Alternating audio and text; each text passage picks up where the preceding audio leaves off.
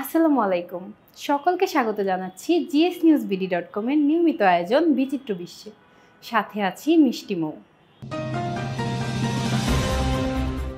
আটলান্টিকে মনুষ্যবাহী গভীর ডাইভিং গবেষণা সম্পন্ন করেছে চীন।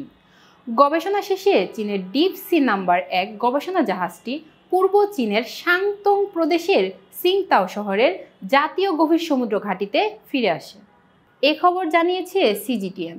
গভীর সমুদ্রে মনুষ্যচালিত চিয়াওলং নামের একটি ডুবোজাহাজের মাধ্যমে ডিপ সি 1 ভারত মহাসাগরের পাশাপাশি দক্ষিণ ও উত্তর আটলান্টিকে 46টি মনুষ্যবাহী গভীর ডাইভিং অপারেশন পরিচালনা করে।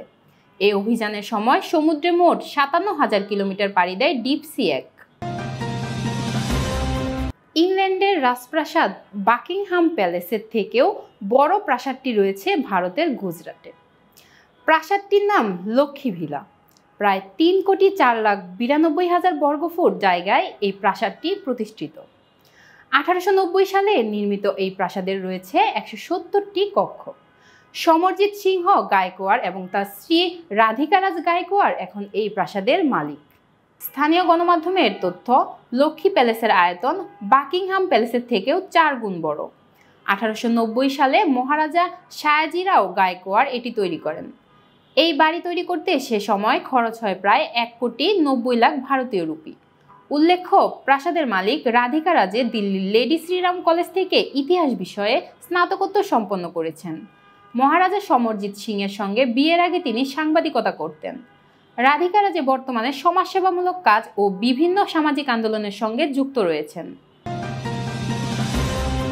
আকাশপথে যাতায়াতের জন্য বিমানবন্দর হয়ে কাঙ্ক্ষিত গন্তব্যে যেতে হয়, কিন্তু পৃথিবীর সব বিমানবন্দর সমান নিরাপদ নয়।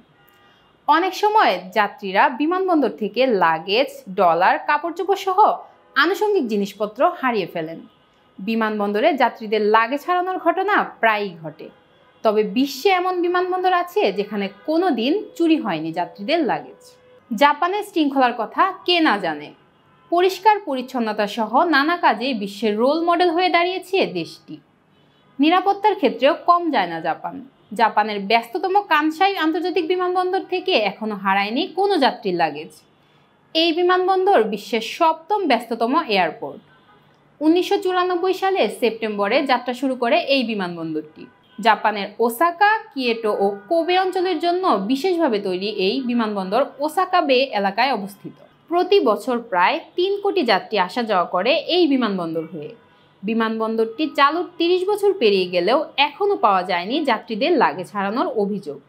সেরা বিমানবন্দরের তালিকায় এবছর 18তম স্থানে আছে এই বিমানবন্দরটি। দর্শক, এই ছিল আমাদের আজকের আয়োজনে। gsnewsbd.com এর সাথে থাকার জন্য ধন্যবাদ।